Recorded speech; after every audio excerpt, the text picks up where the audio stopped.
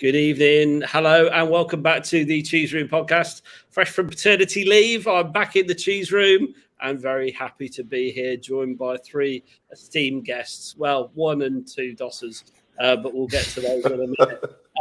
All the way from Wolverhampton, Dave, thanks for coming back on, mate. Thanks for joining us. It's a pleasure to have you on from Talking Wolves. How are you? My pleasure, guys. Looking forward to it. Thanks for having me again. Yeah, no, it's always good to see a friendly face. Much better than that gooner we had on the other week. HG, how you doing? How's Vienna? You look a bit like him, actually. that was why you brought him up. I'm good because I've had the week off, so it's been nice and relaxing. And yeah, I look good for 65, don't I? Yeah, I wish I wasn't that good at 65. And from the countryside, he's in his countryside mansion retreat. It's the accountant, the Tunnel Club. Conte Cam extraordinaire, Mr. Diver. How are you, sir? I'll say good evening to HG and I'll say good evening to Dave. Caller and I have had a ding-dong earlier this evening, so tensions will be running high on this pod. We've not had a ding-dong. We've had one of those sort of stupid middle... No, you're right. You were wrong and I was right, so yeah. I'm always right, especially when I've got the mute button at hand. But let us know in the chat. Would you want to go to Mars on one of Elon Musk's rockets or not? Anything would be better. Was that what you were arguing about? Oh my gosh! Yeah, pretty much. Yeah. You need something better to do, both of you. Well, that's absolutely true. That is true. Unfortunately, Shan can't be with us tonight. She was going to make consecutive appearances on the Cheese Room for the first time in a long time, but she's had a better offer, which is a karaoke bar and some gin. So unfortunately, she's not here tonight. Commitment's questionable, if I'm being really honest. And we are reviewing the terms of her contract for future shows. She's the Tangy and Domblé of the Cheese Room, isn't she? She is, highly talented, only appears every so often. That's generous. It's nice of you to appear, Steve. Normally we have to do this and say Steve's in the house, but he's actually... That's when I wasn't very well. Literally here today. First of all, a word from our sponsors. So footballprizes.com. The discount code you need to remember is POD10, and we'll put it up in the scrolling ticker in a minute. But what we've got on there at the moment is a signed Ozzy Ardiles signed and framed Spurs shirt. Tickets are $2.95. There's 99 of them. And you've got a little while for this one just after Valentine's Day. Stuck what to get someone for Valentine's Day? Why not buy them a ticket to the Ozzy Ardiles signed shirt football prizes draw? Of course, patrons, you get an even better deal. And sign up to be a patron. It is just £3 a month. You get a date with Steve at the stadium. And you get there's loads of benefits to it. You get to chat with us on match days. And of course, you get to save 33% on all football prizes. So do have a look at that and sign up for Patreon. It's just £3 a month. Right, let's get through. And forgive us, Dave. We're going to briefly talk about the shit show that was Wednesday night. Spurs Southampton. HG. Were you surprised that we named an unchanged lineup? No. I wasn't surprised. I mean, we didn't expect much, did we? We haven't got too many changes that we could make. Maybe Bergwijn would have started. Maybe we could have had three in the middle. But I look, no, 3-4-3 seems to be what we're going to do. And yeah, Dyer's not fit. Romero is. So yeah, I didn't expect many changes. But yeah, I don't for Sunday either, if I'm honest. But for the Southampton one, no, didn't expect any. Well, they got off to a barnstorming start, didn't they, Steve? And you were there doing the old Conte camp. Quite an eventful night, actually. Unfortunate result in the end, but they started like a train, didn't they? I thought Southampton, Shea Adams should have scored, or was it fantastic goalkeeping? Should have scored, I think, and we shouldn't be surprised because that's exactly how they started in their home game. So they were all over us right from the start, I thought. Yeah, it was an exhausting game to watch, wasn't it? Even as neutral, I think it was pretty exhausting. But as a Spurs fan, yeah, it was a terrible game. Did you feel knackered in the stadium then, Steve? I felt bloody depressed at the end. And That's the only game in a couple of years I've been to and I haven't drunk. Just Yeah. had to drive home. And what a game to pick! What a Yeah. game! Doesn't sound good. Yeah, it doesn't sound good.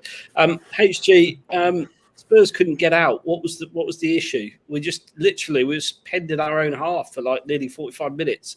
And to be honest, the last 20 minutes of that half was ridiculous. That was champagne football by Southampton, wasn't it? Well, you've answered your own question, and that was it. You talk about Spurs, 4 or 5 years ago being one of the best teams in the league. It wasn't because everyone else was rubbish. It's because we were actually pretty good. And Southampton did the same thing to us. They played really, really well, and we couldn't handle it. And that's basically it. That we had a good, 15, 20 minutes in the first half where we scored, and then it looked a bit more even. But again, once Southampton dominated midfield again, they dominated the game. They deserved the win. Sorry, Dave, how did you get on against Southampton? To get a different take. We got the double over them this year, I think. Yeah.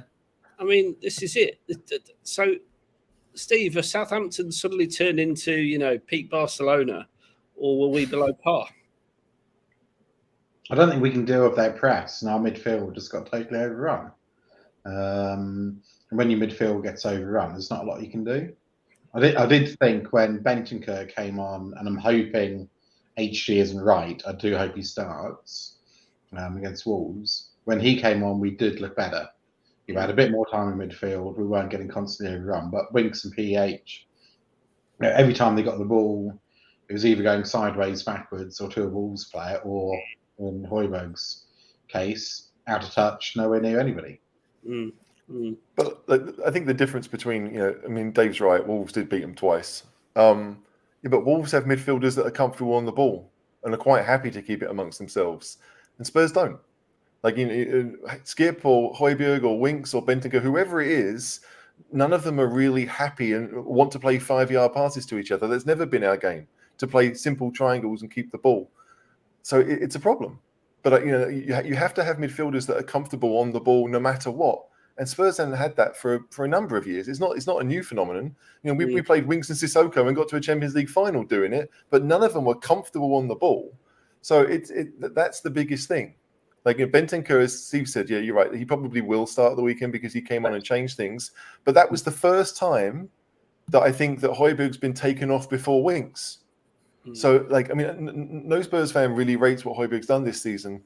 But perhaps Højbjerg and Bentancur are the two that should start. Maybe Winks. I don't know. None of us think Winks is great. He just looks better in the system. But we need to have better midfielders around him, and we don't have them.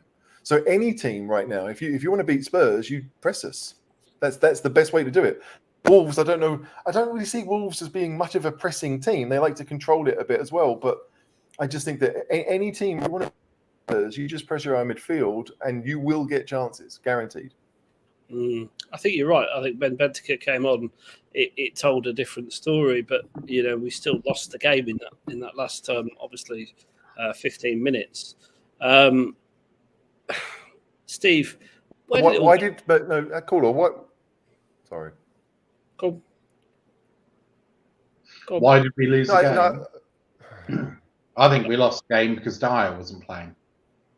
Okay, explain that comment, Steve. Their last two goals from crosses and from headers, I don't think we would have conceded if we would have had Dyer back. Romero was pulled out of shape. Sanchez was all over the show. Royale was all over the show. I think if we had him back, and I don't think he's our best defender, technically, in terms of ability, but I do think he's our best leader on the pitch in terms of organising a team. And I honestly believe they wouldn't have scored those 2 goals. So they were great balls in and decent headers, but they were crap goals to concede. As odd as that statement sounds. And Steve, just sticking with you, Bentancur, what is it about the financial structure of this deal that excites you? His performance that excites you the most? Well played. I think he's calm on the ball. Like every time he got it, he just looked to get the ball, moving, and he doesn't seem panicked. Like I am not going to compare him to Dembele, or I'm a little bit, but Dembele had a skill when he was on the ball. It looked like he had time on the ball and he could pick his pass.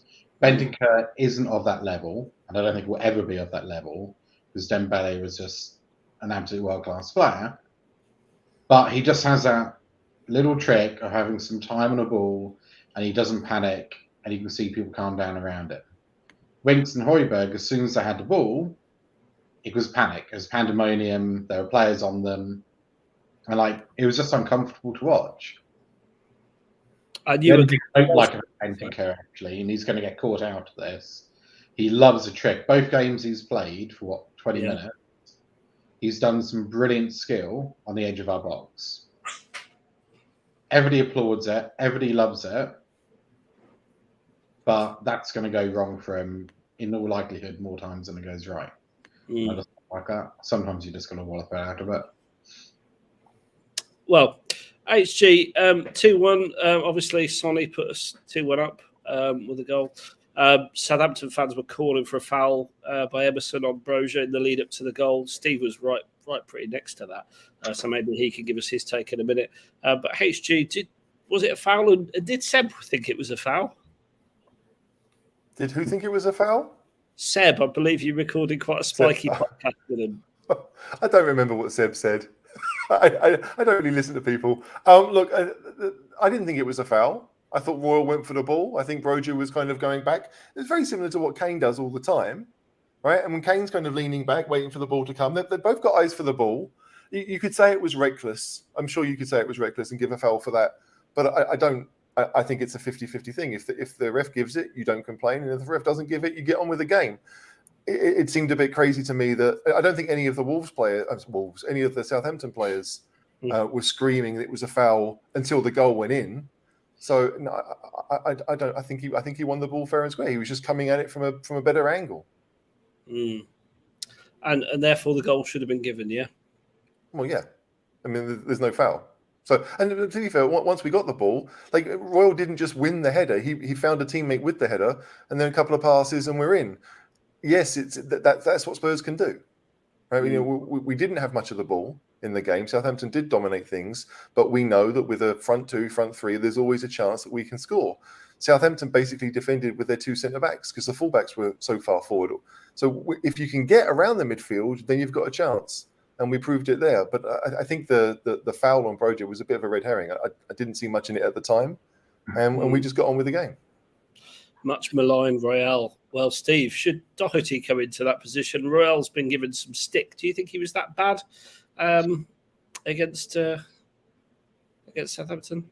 I mean, yeah.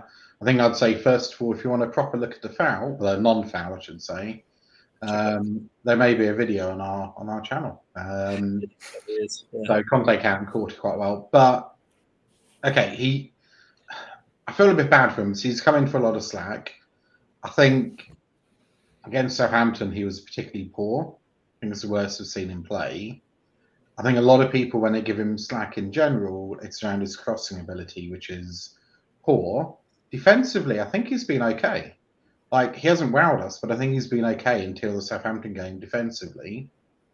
But, yeah, as a more attacking fullback or wing back, I think he's been poor going forward. So I don't think he's as bad as everybody says he is. But, yeah, he had a bit of a shock against Southampton. Yeah. I mean, that's true. So Dave, you need to attack down our right-hand side because we're ropey. Ropey is F down there. I'll let Bruno know. Yeah. Yeah. I mean, Conte looked like he wanted a scrap on the back of that, didn't he, HG? Should he not just stick to football and stop trying to square up to people? Never saw Nuno do that, did you? Oh, sorry. No. No, look, Conte is what Conte is. I do think that he obviously was a bit provoked by whatever the Southampton lot were doing. I know Hasenhüttl wasn't particularly happy with what had happened, but yeah, it's just one of those things. I don't know. For Conte to come out after the game and be like, "Oh, the players are too emotional," it's like, I'm not being funny, but surely teams are in the image of their boss, right? It's kind of like dogs. But no, Conte's a passionate person. Like loads of Spurs fans love him for his passion. So to think when he shows that passion again, and you're like, well, that was a bit too much. No, hang on a second. You know what you're going to get with him, and that's what you're going to get. He lives the game. He plays the game. He remembers obviously what it was like to be a top class player. Yeah, he's part of it. He doesn't see himself Oh, HG is stuck. He's in limp. That's the best I've seen him all week. Conte's had a haircut though, hasn't he, Steve? That transplanted mop has been cut. Did you notice? Looks beautiful. Can't say I did. Just weren't paying enough attention. Clearly. Kulusevski came on, obviously, again. His league debut. Obviously, he played in the FA Cup at the weekend, but his league debut. Now, I'm told he looks like Josh Homme from the Queens of Stone Age. Tell me what you think. Let us know in the chat. Does that look like Kulusevski? No idea myself. HG, not the best cameo. If you can hear me, HG. No, I didn't hear any of that. Sorry. Kulusevski was a bit poor, I thought, when he came on. He didn't really add anything, did he? No, because we were playing on the counter-attack, and that's not his game. Like, everyone talks about we want creativity going forward to break teams down, which is more his game, but he doesn't have the pace to play on the counter. He shouldn't have come on. It was never a game for him. It was a really intense Premier League game, and probably the most intense I've seen. I mean, I don't watch too many games outside of Spurs anymore, but it was a massively important game. Both sets of players were really up for it. When Spurs scored the second, I think that was the biggest release I've seen Spurs players have in a long time. They were the emotional release of like, yeah, we're finally ahead in a game that's been really difficult. I just think Kulusevski, it's just not the style of game he wants to play in. If you're going to do that, he needs to be a bit more central. But even then, I think personally, Bergwijn probably should have been the sub. If you're going to make one and take Lucas off, you need to keep that threat, because that was pretty much the only threat we had was pace. Mm-hmm. If we didn't get the ball to attacking players that could run at people, then Southampton were like, great, we'll just continue to go forward because we don't have to worry at all now, really. Kane doesn't have the pace to get past him, and Son, despite scoring, wasn't ever really in the game. It's a worry. But Kulusevski, like, I don't think he's played well, but I also think that, was it 40 minutes of substitute football? I don't know. I don't know what Twitter's been thinking, but I can imagine it's just not the game for him. Like, Wolves might be more of a game for him because they don't play with that system. But I don't know. Dave, has James Ward-Prowse ever turned up against you? I think the most recent game, Molineux a few weeks ago, he was okay. Didn't do a lot, and then he scored a free kick from about 40 yards out. Yeah. But other than that, he's actually sort of in game. He wasn't that effective, if I'm honest. I felt we dealt with him quite well. Well, I wish we had. So this is his in-game stats. So 95 touches the most, passes most, passes completed most, final third entries most, and he set up both absolutely everywhere. There you go. And he set up both the equaliser and the winner. Steve, do we go in and, as a sign of intent in the summer, and put a grossly undervalued bid in him at the last minute to show what we're made of? Why would he come to us? Well, because he could play for Spurs. I mean, look at the stadium and the training ground, right? I mean, Champions League football, Steve. That's why we're going to be fourth. So I think he's either going to go to a top team, or he'll be a Southampton lifer. So he's comfortable down there. He's a star player. He's a big fish in a small pond. No offense. He's a captain. They just beat us, Steve. They just beat us. You can't call him a big fish in a small pond. Well, they are. They are at the end of the day. They're not a huge football club. They beat us and they deserve to beat us. That doesn't mean they're a better football club than us overall. Hey, this is good, Jack. We're gonna have a cinema. Yeah, fair point. Actually, that will. That's seal the deal. Absolutely seal the deal. I think he's a class player. His dead ball delivery is just unbelievable. HG, what did you think of his performance, and would you like to see him with a Spurs shirt? It's I think in the first game he won man of the match, and he didn't do anything really apart from score. And in this game, he was probably the most influential player. If you're going on the stats, like watching him, like until those two crosses at the end, he's just part of the machine.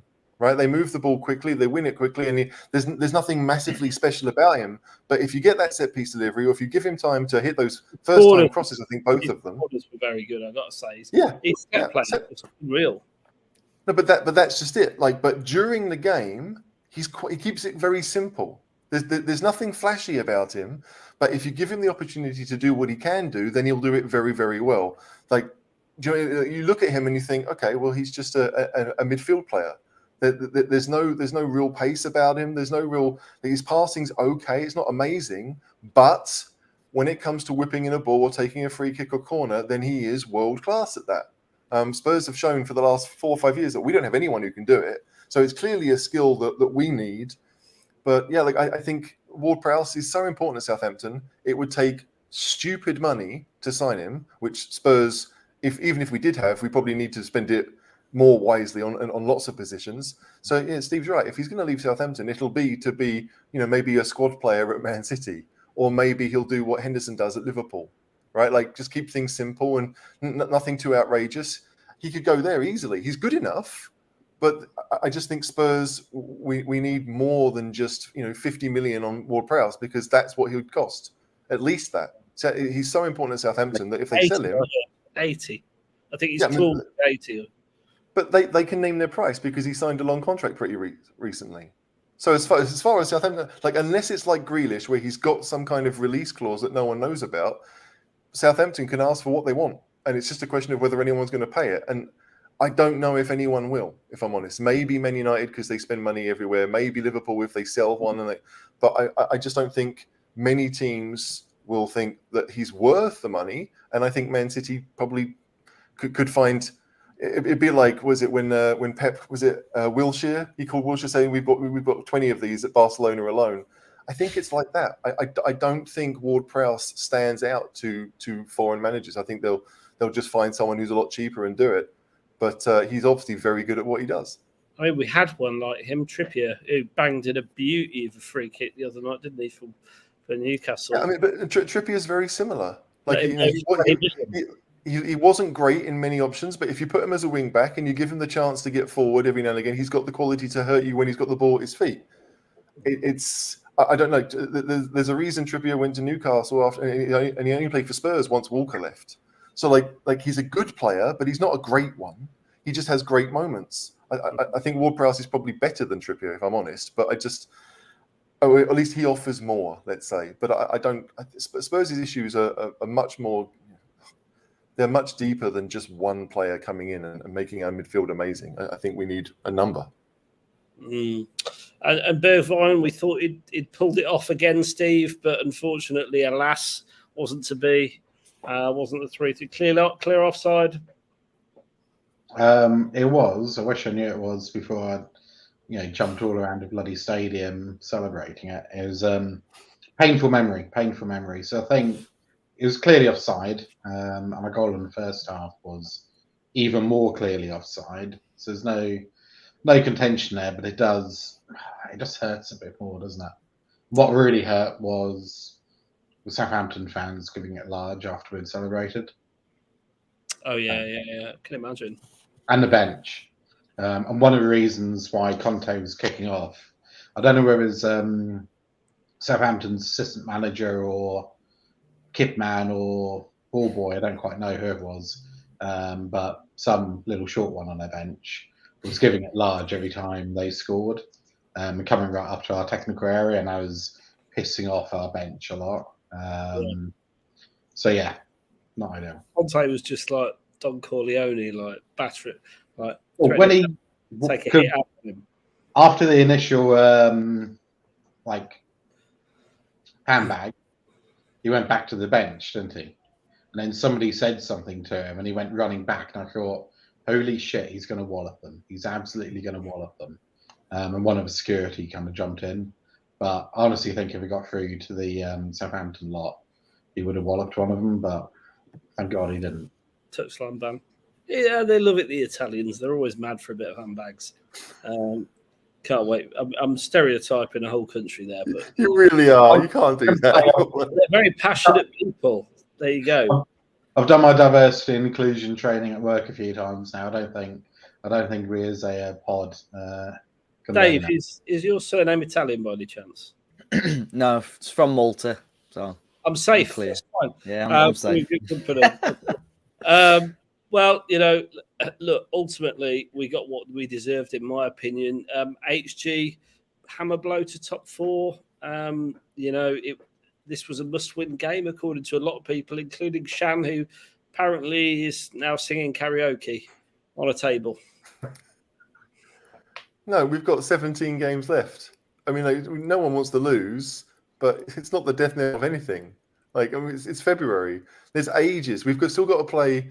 We're playing Wolves at the weekend. We've got to play Arsenal at home. United away don't look that great. So it's still in our own hands to finish fourth. I mean, that's probably where we can go. I don't think we'll go any higher than that. But yeah, it's annoying, but you have to hold your hands up and say Southampton deserve to win. It sucks, but they would have beaten us at St. Mary's if it hadn't been for the sending off. So Spurs, it's really about how Spurs handle it now. What do we do? How do we go further for the rest of the season? Because we don't have a great deal of options anymore. And so if we're going to stick with what we did, then we have to make the best of it. But the good thing is that Spurs do have the firepower to win most games. And despite Southampton being much better than us for most of the game, with 10 minutes left, we were winning. So there's some positives to that. If only to say that when we do create chances, we can score them. But it's the Wolves game. To me, I think we talked about this before the Southampton one. Which one would we prefer to drop points to? The Wolves one, they're a very good side and they're not far behind us. This is a more important game than the Southampton one was. But because we lost against Southampton, the importance has just only increased. Okay. There's just time to wish a happy birthday to former Spurs and England player Nick Barmby. Anyone know his age? Dave, do you remember Barmby? I know the name, yeah. I'd say 46. Or am I going in? HG? Nice. I think he was born in 74. So that would make him, 48? Steve, any advance on 48? They've kind of cornered me in here, haven't they? 47? 48 is correct. Oh, well done, big shout.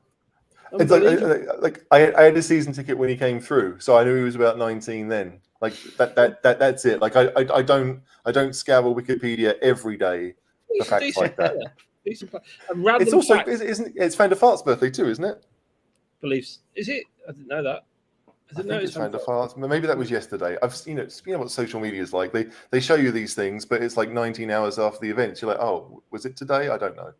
According to social media, Nick Barmby's son, Jack, is a professional footballer for San Antonio FC in the States. HG, where do you think he was born? Where do I think Jack Barmby was born? Yeah. Barmby had kids. 94. Barmby had kids pretty young. Oh, he's not going to be Harlow, is it? It is Harlow. So you've got something in common. That's where we were going with this whole thread. You've got something in common with Nick Barmby. There you go. Nick Barmby's wife procreated was in the Harlow. same position as my mum. Brilliant. No, they don't procreate. I don't think that's how it works. you don't get born in the same place, because who knows? Anyway, let's move on. Daisy Vegas was going to be a name. Thought it sounded like a stripper. Dreadful idea. Hope she never watches this. Anyway, we've got a game at the weekend. This is the league table as is. We won't look too high, but we can see that 36 points. Wolves nipping at our heels with 34 points. Dave, thanks for coming back on and thanks for tolerating our match review. That's fine, no problem. What have you met? Hopefully you found it entertaining. Yeah, it's not all doom and gloom. So just at Wolves, so it's nice that somebody else is he's feeling a bit of pain this week. What have you made of Wolves this season so far? It's been a strange one. I mean, it feels strange because it doesn't feel like we're winning every week or gaining points every week, but we're still in a really decent position in the league. I think I said sort of almost off camera before we started that, I think the European race is still wide open. We've got games in hand on United and West Ham still. I think if Spurs win this weekend, they're probably in one of the best positions to try and grab that 4th place. But we've got a huge month. We've just played Arsenal. We've got you guys, play Leicester, who you just don't know when they're going to turn up. We've got West Ham as well, and we've got Arsenal again. So some really tricky games for us in there. But if we can grab some, 2 or 3 wins this month, that we'd be in a really, really good position. But you would have seen from your graphic you just put up there, our defensive record is ridiculous. It's so good. But the main issue is that we're not putting the ball in the back of the net. We've got the 2nd best defense in the league. I think we've got the 3rd worst attack. So we've just got to try and find that balance, really. How can we start putting the ball in the back of the net? Last night's game against Arsenal, we could still be playing now, and I don't think we would have scored. We just don't look threatening in front of goal at the moment. How did you not break Arsenal down, though, last night? They're down to 10 minutes. I think it was the 2 fastest cards in Premier League history, wasn't it? Or certainly 2 of the fastest. Yeah. And that are red. I thought it was great refereeing, but they're going mad on. I mean, obviously, TalkSport and whoever else, it's all ex-Arsenal, isn't it? They're just moaning about it. I thought it was unbelievable refereeing. I don't know where it stands in the letter of the law, but there were 2 bookable offences. So I thought, it was a good shout by Michael Oliver. But yeah, they just, this isn't a dig at them, but they just sort of parked the bus once they went down to 10 men. But we like digging it. Yeah. But I don't know. We just didn't threaten them at all. It's like, we're putting the ball into the area. Only Jimenez is there. Jimenez isn't exactly in the form of his life at the moment. And when you've got one Raul Jimenez and you got Ben White and Gabriel challenging for the ball, he was never going to win any headers. So, yeah, we struggled to break them down. Yeah, really disappointing. No, it's a shame. Here's a question for you. What do Wolves have in common with 1921 and 1970? Oh, my word. I don't know what it's going on about. So I'm sure we had some strange questions like this last time I was on, and I couldn't figure stuff out. The answer, Adrian, unless you know HC. I have a feeling that it's to do with Spurs beating Wolves, which is why he's brought it up. I'm pretty certain we beat you in 72 in the UEFA Cup final.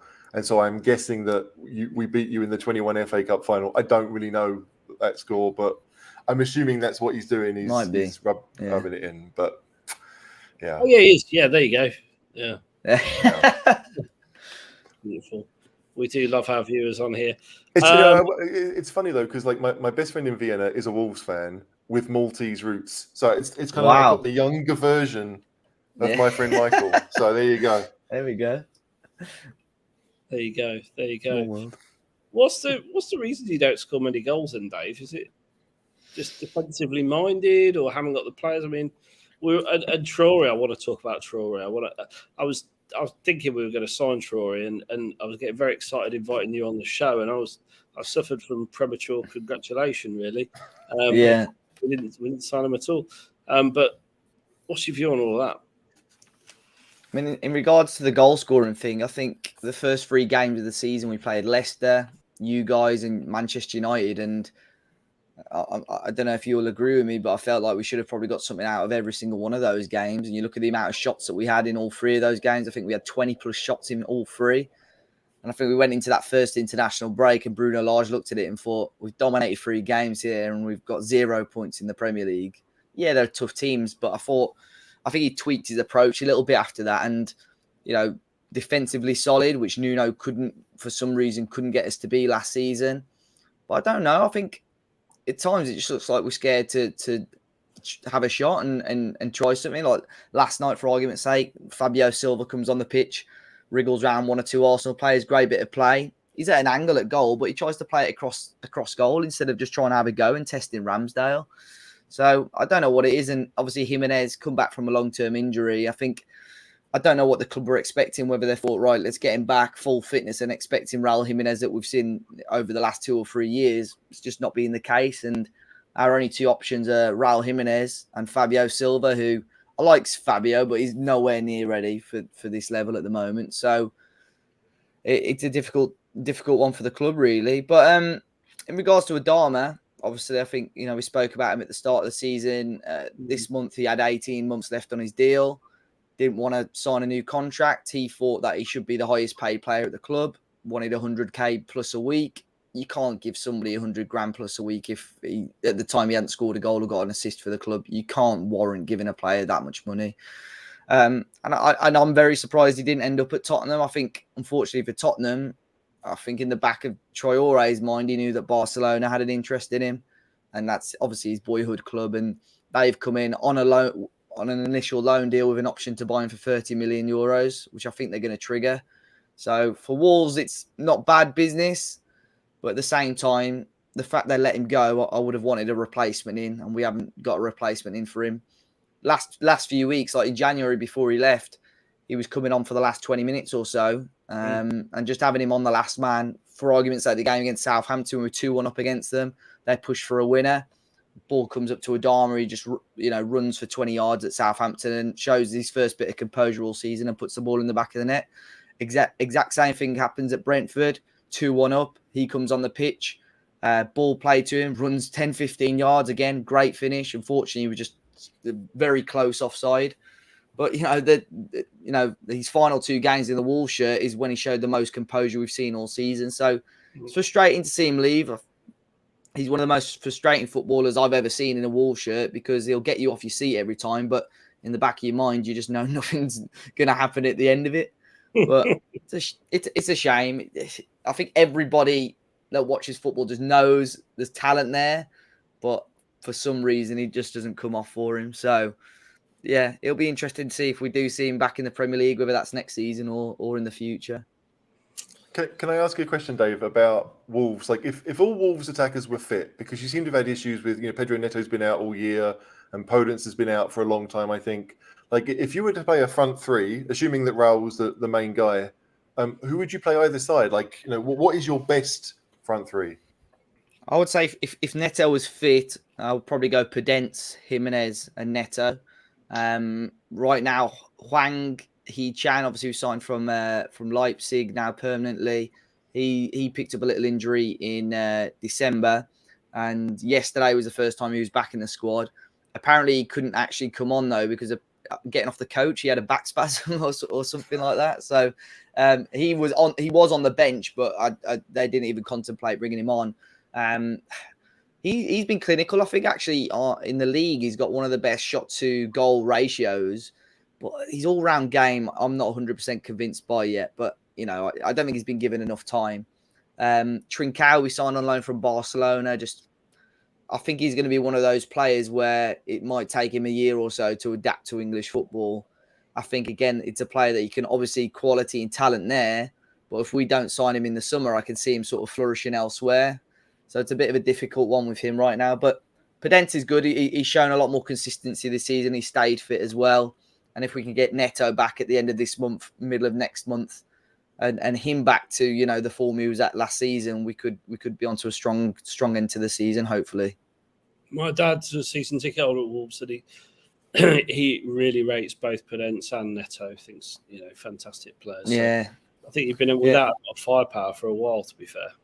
Yeah, we've been without Neto all season, which is frustrating. He's a big miss. I do wonder, where we would be. He was quite ruthless in front of goal. Not necessarily, with his finishing as such, but in front of defenders, he liked to run at them, and he was arguably one of the reasons we actually stayed up last season because Nuno really struggled, and there were whispers that, and worries that we might struggle and may get dragged into the relegation race. But yeah, he was fantastic last season. It was just a shame he got injured, and it's a shame that he's had a couple of setbacks. But looking forward to seeing him again in a Wolves shirt. Mm-hmm. So, Stevie, with all that taken into account, I'm conscious you've not said anything for a while. So, what's your forecast? 1-0? Do you reckon this has got 1-0 written all over it? I can't see there being too many goals, so I can never quite see us not conceding. I think 2-1 to us. Okay. This is the team that was last time out against Arsenal. Dave, do you see it being pretty similar to that? Yeah, probably very similar. Maybe one change. Matinho was injured last game. I doubt he'll be fit to start this game, so I'd assume Bentancur will stay in. I'd probably just see Ait Nouri come in for Marçal, at left wing back. But other than that, I think the team will be identical to that. I'll be surprised if there's any other major changes. Okay. Is that a generally you play, sort of 3-4-3? Yeah. 3-4-3. End of Jan, when Jimenez was out, we played a 3-5-2. But I don't enjoy watching us play that. I don't think there's enough going forward. We played it against Brentford. Really struggled to get the ball up to the front two, especially without Jimenez. We were playing Pedence and Fabio Silva, so it's not like you've got a proper experienced number 9 up there. And then we played it against Norwich in the FA Cup last weekend, and we lost. Just didn't do anything going forward. So much prefer the 3 up top. You got the width. You got your wing backs and your wingers on the same side, so a bit more quality going forward, basically. Are you happy with your man now over? Is it Bruno? Bruno Lage. Yeah. Take him over Nuno, would you? Well, I'm pleasantly surprised because obviously we had Nuno for so long. Last season was his first hiccup at the club, and obviously I still don't know whether he was sacked or whether he walked or what happened there. But I was quite upset. But Spurs. Yeah, I was upset when he was going, and when Bruno Lage was the name, he was the man. Like, you know, ever from day one, they said he was going to be the new Wolves manager, and I wasn't that convinced because of his experience. But he's come in, and I think the board have said to him, "Look, we're not going to chuck a huge amount of money at you at the moment." So he's sort of got this squad of players. I think he's traditionally a manager that plays 4-4-2. I don't think he's comfortable in playing 4-4-2 with the defenders he's got. So he's kept with this 5 at the back system, similar to Nuno, and he's come in. The players love him, the press love him. You know, I think the press enjoy listening to him and talking to him a lot more than they did with Nuno. And I think the fans have warmed to him as well. Dave, that would be hard. Say it again. Like, Nuno's press conferences with Spurs were like he just didn't want to talk to anyone. He just didn't want to talk. I've heard, like, even behind the scenes, some strange stuff about Nuno, how he dealt with the press and stuff. Like, I don't know if you watch Match of the Day often, and I don't even know if they still do it, but they used to every now and then do a live interview with Gary Lineker, like from the studio with a manager. And Nuno had one before, and halfway through they lost like satellite with the studio, and Nuno just took the headset off when it stopped working. He said they've heard enough and just walked off like halfway through the interview. But just stuff like that. He didn't tell the press anything. He was really edgy with reporters. So whereas Bruno would talk to hours with them if they wanted him to. So yeah, he's much more down to earth and likable guy, I think. And I just hope it works out. The board haven't backed him enough in the summer and in January. So I hope he gets us in a good position. If he could break into Europe, I think that'd be an unbelievable achievement. And just hope he gets a bit of backing in the summer. Okay. Wednesday, HG, it was Ward-Prowse. Is Sunday's danger man Neves? Well, they're very similar, really, aren't they? I mean, Neves is capable of scoring goals from almost anywhere. I don't remember him doing it too much recently, but we know he can. And so, yeah, we have to be nervous. You give quality players time on the ball, they will hurt you. And that's what Spurs have been quite comfortable in doing, sadly. So, yeah, like Neves is a danger man. Podence, obviously, apart from looking like Eden Hazard, can actually play like him too. So that's a possible. But the thing with Spurs, I do think it is like it's all really about what we want to do, right? Like I do think, like, we know what Wolves will do. Wolves have done the same thing for a long time. That they're good at it. They're very good at it. So, you know, how good are we at what we want to do? That to me is the big question for Sunday. You have to hope that the players will be more up for it because they'll realise it's suddenly a massive game and you want to start well. And, you know, with Spurs, early goals usually help us. We got one against Southampton, but it was 4 minutes until they equalised. And so if we can keep that early goal, then fair enough. But yeah, Wolves have the ability to beat us. They should have got something at Molineux earlier in the season. They beat us at the old stadium before lockdown. They are a good side. They beat us at Wembley because I was there, bugger. And they deserve that too. I mean, that's the funny thing. Like, we weren't great that day, but I do think Spurs, in an attacking sense, is going to be really that's going to settle the game if we can get the front three going. And it does look as if the team, to be fair, are starting to understand what Conte wants going forward. So if we can do that and actually create chances, and we've got the players to put it in the back of the net. So as much as I'm concerned about what Wolves can do, I do think it's more about what Spurs do that will decide Sunday. If you've got questions for Dave, bang them in now, and I will come to them. Just on form guide, since 2018, Spurs versus Wolves, we've won 5 of the encounters, lost 2 and drawn 1. So, and the last 3 games we've won, although one of those is a League Cup on pens, is it? So, yeah, I mean, you'd say the bookies' form is with Spurs, but that means nothing really, generally, as we know with Spurs. Questions coming in. I've got one here from Paul. Paul is a bit of a cheese room legend. I'm not sure if it's a loaded question. Did you miss Doherty, and did you laugh that we paid money for him? It was a strange one when you guys were linked to him. I was very surprised at it. I thought the amount you paid for him at the time was a good amount. I would have wanted probably a little bit more for him with the form and the way he played the season before. I'm surprised. Well, I don't know, really. I never thought he was European, consistent sort of Champions League, Europa League level. Well, I don't know. I don't think we miss him. A lot of Wolves, we were linked with him in January, and a lot of Wolves fans just laughed it off. We've got Semedo. Yes, we paid a lot of money for. He's improved a lot this season. Wasn't great last season. But yeah, I could say we definitely don't miss him. But it's disappointing to see how he's sort of, I could probably say it failed at Spurs. So and when he was linked with Wolves, failed. Definitely. Yeah, when he was linked with Wolves, I thought, why in January? Because he's not going to start for us, and is he going to want to sit on our bench like he's doing at Spurs? It doesn't really achieve anything. So. Yeah, I thought at the time it was a good amount of money for you guys to pay, but obviously in hindsight now it was a good amount of money for Wolves to sell him for.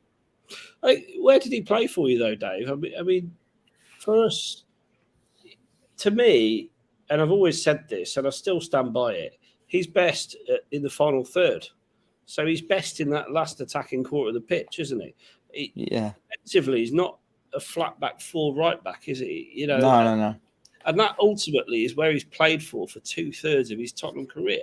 So, Conte's system for me, when I saw him at Leicester, I thought he was great because he was getting into that final third. He created, was it the winning goal or the equaliser? I think it was. Equaliser, yeah. Yeah, with his just sheer persistence and getting into the box, and that's what he did for Wolves, wasn't it? Yeah. Sorry, Steve, you go on. I was just going to say, to be fair, Cool, if you'd stayed to the end, you probably would have known how he played. But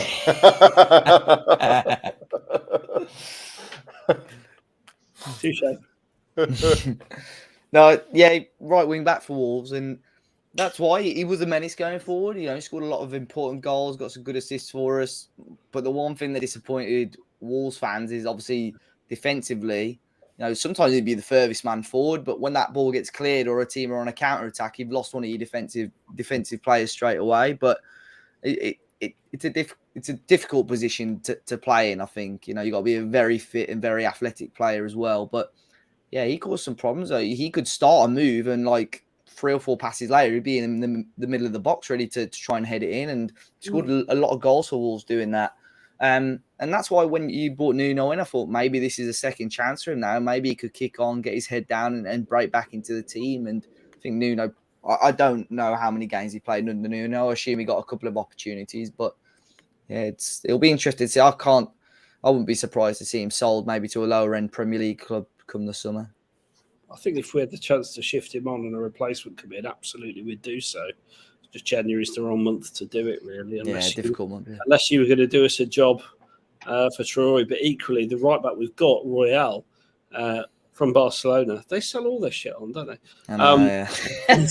He's very much. I don't think he's shit. I'm taking the piss. He's much maligned by the Spurs fans at the moment, but I think it's not his fault. He's playing in a back 5, and he is the right back in a back 4. I mean, he was almost signed for Nuno's ways, because Nuno never played a 5 really, never played sort of 3 centre backs and wing backs at Spurs very often. It's just a strange one, really. But I do think that he sits that system a lot better. Sorry, Steve. I've just Googled. He has played 23 games for us. Who, Doherty? Yeah, that's not a lot, is it? Not a lot at all, no. You could say he hasn't been given a fair crack of the whip, because how many of those are actually at right wing back? Well, yeah, I saw him when Spurs came to Linz. He played that night as a right back. He hasn't done it very often. I think under Nuno, we played 5 at the back in the playoff games for the Conference League that we had to go through, and he played both of those in that position. But yeah, when it comes to Premier League, like I've always thought he had a decent relationship with Lucas going forward down the right, and we've never really seen that. So it is sometimes players, they work well in certain systems or they work well with certain players. But if we are going to play with wing backs, Royal is not a wing back. We knew that before the Southampton game. So Doherty is right now our best option. He may not be as good enough as what Conte wants going forward, but forget going forward. I care about now. Like, we need to worry about what the best team we have right now. You'd imagine that Doherty would be very motivated to do well against Wolves. So perhaps he'll get a chance on Sunday. I don't know. Yeah, I agree. I mean, he won't, but Steve? He won't get a chance because we never play it, but he probably should. I agree. If he starts, you'll win 1-0 and he'll score the winner. I can guarantee it. Yeah. If there was a match to play him, this has got to be it, surely. Yeah. Knowing Spurs fans, how much we flip, he'll then be the best player to ever played for the club. Oh, yeah. If Doherty had a Irish captain, we all said he should be playing right wing back. Yeah, why wasn't he playing right wing back? I knew that the whole time. Yeah, absolutely. Of course he is. Team news, unfortunately, Dyer is still injured, Stevie. Oliver Skip still out. How big of a miss, by the way, HG, is Skip? I mean, to me, it's huge. Huge, because Winks wouldn't be in the team. Yeah, we know how we feel about Winks. Look, the question is, I don't think Skip would be in the team if we've got a 3-4-3. I think even for Sunday, it would be Højbjerg and Bentancur anyway. Skips may well be first reserve in that situation, but we've definitely missed him in these 2 games, because if Bentancur is not going to start, then we may well have done better against Brighton, and we probably would have done better against Southampton. He's a quality player, Skip. He can do a bit of everything, but there's nothing about Skip that screams world class. Like, unlike if you think Ward-Prowse has that ability to do one thing very, very well, Skip hasn't shown that yet, but he is very good at all facets of the midfield game. So we definitely miss him, and he'd be probably first off the bench. Like if Højbjerg and Bentancur start, Skip would be the midfield player off the bench to come on if we needed to either shore things up or just change things around or fresh legs or whatever. And Winks would be where you want him, Caller, which is sat in Eric Lamella's seat, picking splinters out of his bum. I'd like him sold. That would be where I'd like him. Yeah, but that's not going to happen until the summer. But like for now, at least, we've got, as we said, we've got 19 senior players. So if they're all fit, they're all involved at some point, right? And Scarlett becomes the 20th, even though he's 17. How is the Winks Naissance going, by the way, Steve? Is it still a thing, or has it ceased to be a thing? What, the fact that he played 2 good games for us? And everybody thought his, worldie all of a sudden. This is the problem. Everyone thinks it's the second coming of Christ the minute someone has a decent game. Also, Tanganga's out at the weekend. That's a huge miss, if I'm honest. At the press conference, Antonio Conte was asked, are the 2 new signings ready to start? Conte's answer was brilliant. For sure, this could be a possibility. I'm not going to do my Italian accent. It'll just sound like I'm taking the piss. They are available, and we've had another day of training sessions to make the right decision. But for sure, they're available and working with the team. I prefer to wait till tomorrow, the last training session, and then make the best decision on the starting 11 over Sunday. Do you believe that you could get the best out of Bentancur in a midfield 2 or 3? He can play. I think the best position for him is to play as one of 2 midfielders. He has always played there. But then with the national team and also sometimes Juventus, he has also played in a 3 midfield. But in my mind, the perfect suit for him is to play with 2 midfielders, which means we'll play with 3 midfielders and Bentancur is one of the 3. HG, Bentancur impressed you? Yeah, he has impressed me. I've said, plenty of times that I wanted to see a more defensive midfielder, someone who was comfortable on the ball, and he's shown that more than Højbjerg and Winks and all of our midfielders, really. He seems to want the ball and he's comfortable in tight spaces. Yeah. He may well be a B-Tech Busquets, but that's okay, because someone like that is quality. So Bentancur in a 2, I don't think Antonio Conte is going to go 3-5-2 for the rest of the season, because I don't think we have the people to do it. So it's going to be 3-4-3, and so he's going to play as a central midfield pairing. Bentancur will start, and the question is who joins him. I think that's where we are right now. So we should be happy that we've signed someone who has come in and is better than the ones we've got already. We just need to give them time to get used to the system, get used to English football. But we didn't sign them to be bench options. I don't think they are there to start regularly. And I think Bentancur is just he'll get there quicker because his competition is weaker.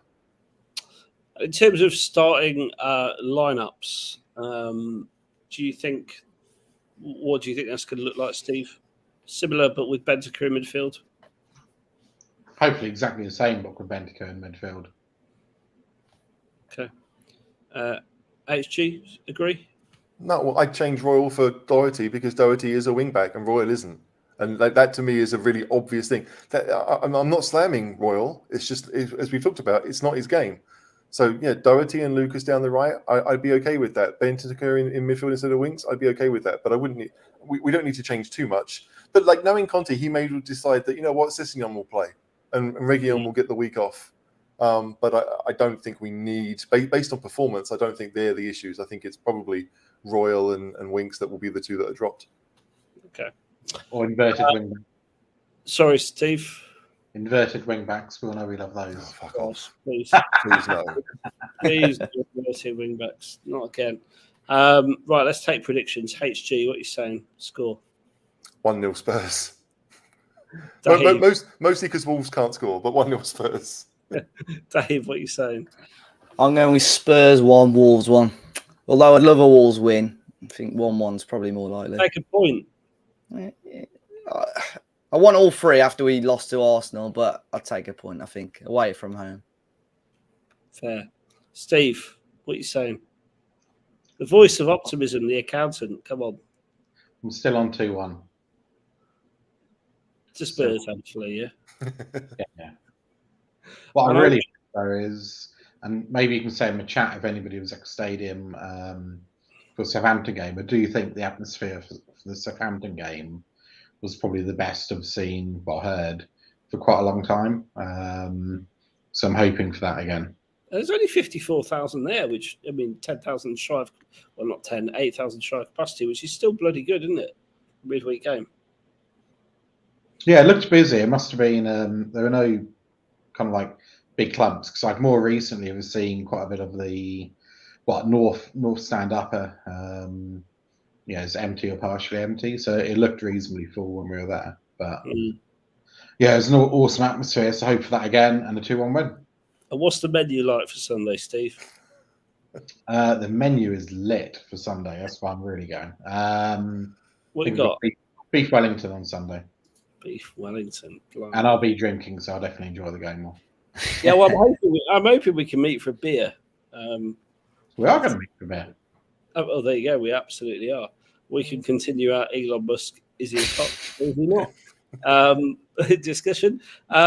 Dave, thanks so much for joining us. You've been with us an hour, very generous with your time. We appreciate it. Do you want to impact your Talking Wolves channel while you're here? Yeah, at Talking Wolves on Twitter, Instagram, Facebook, and obviously YouTube as well. So do match previews. I've given obviously my thoughts ahead of the game, and then after the game I'll have my reaction as well. So yeah, looking forward to it, and obviously all the best to you guys for Sunday and obviously the rest of the season as well. And hopefully both of us, if we can get into Europe, that'd be nice. Dave, you're one of my favourite guests to have on, so please come back soon. Take it easy and have a good night. Yeah, cheers guys. Have a good one. See you later. Take care. Good luck Sunday, but not that good luck. Yeah, thanks. Yeah, they can beat Arsenal. I want that from Wolves. They failed this time, so next time when they play them in a couple of weeks, yes, come on Wolves for that game, but not Sunday. What did? They're a good team. Sorry, Steve. They're a good team. That we need to respect them. Can you two take some questions or talk about something while I go for get a beer? I'm empty. I've drunk 2 pints during the show. I really need a refill. Yeah, bugger off. Go on. Be right back. So HG, shall we talk about caller? No, because he's probably still listening. But we'll avoid the whole Elon Musk thing. Safe to say that I agree with you. Right. I'm right. Here's a question. The last comment from James about Emerson Royal at right centre back. Maybe. I think that's probably a better fit for him. than wing back, because if he does go forward, he can pick and choose his moments. He might be a bit more comfortable on the ball than Sanchez is, but I think Sanchez has done okay, if I'm honest, in that position. When Dyer comes back, Sanchez probably won't be in the team anyway. But it's a weird one because we know, Romero is more comfortable on the ball, but I think he played really well as the main man in the middle against Brighton.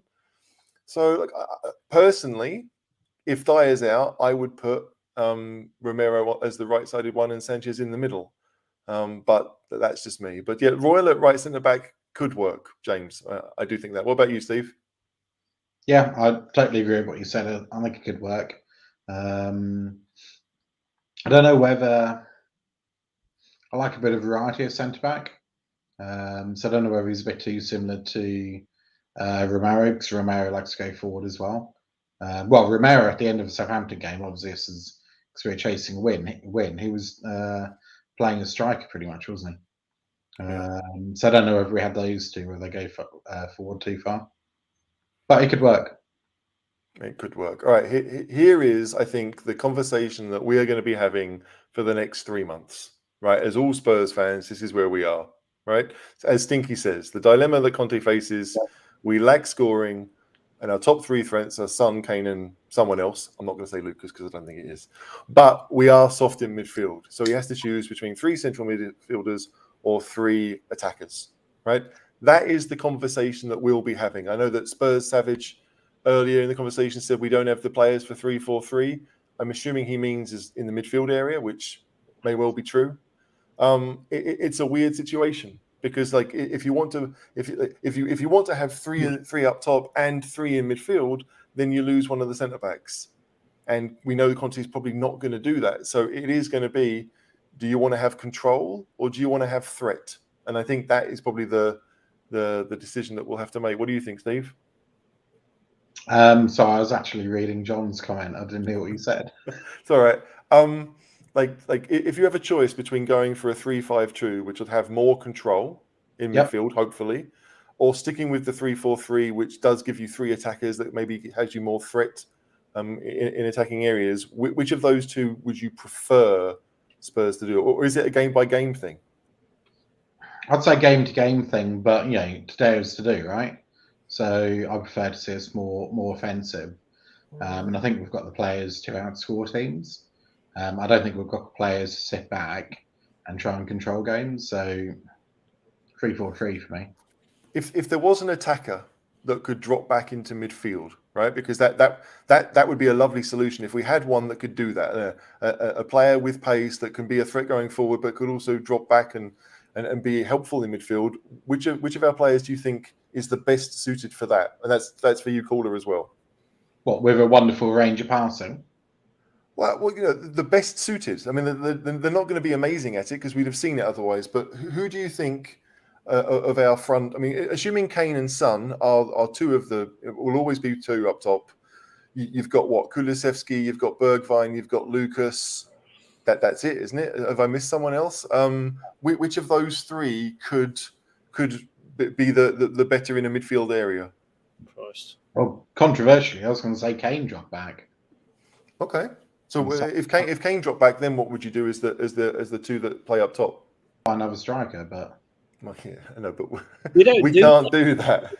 Do that. This is not like your FIFA team, Steve. We just go out and buy who you want whenever you want. Sadly, let me just tell you about his FIFA team. He went from, this is really hard. I'm not spending any money on it. I'm not spending any money on my FIFA team at all. Nothing, not a penny. I've got a load of shit players. Right, the next time I play him, he's got a 97 out of 100 striker up front, which costs like 100 grand in coins. There's absolutely that man. No. I've got Jonathan David up front. Whatever. 89 rated player. You're thinking of Diaz, 97 rated centre back. Anyway, we're digressing into our personal battles. By the way, you can watch us on Twitch. I'll put the link on my Twitter for whenever we're online. What's wrong with you, Stu? No, no one's going to watch you play FIFA on Twitch. I'm sorry. I can't believe anyone's ever going to do that. But Spurs. I've got to be people honest. watch Mrs. Brown's Boys, so you never know. But answer the question: who is the best attacker that could drop back?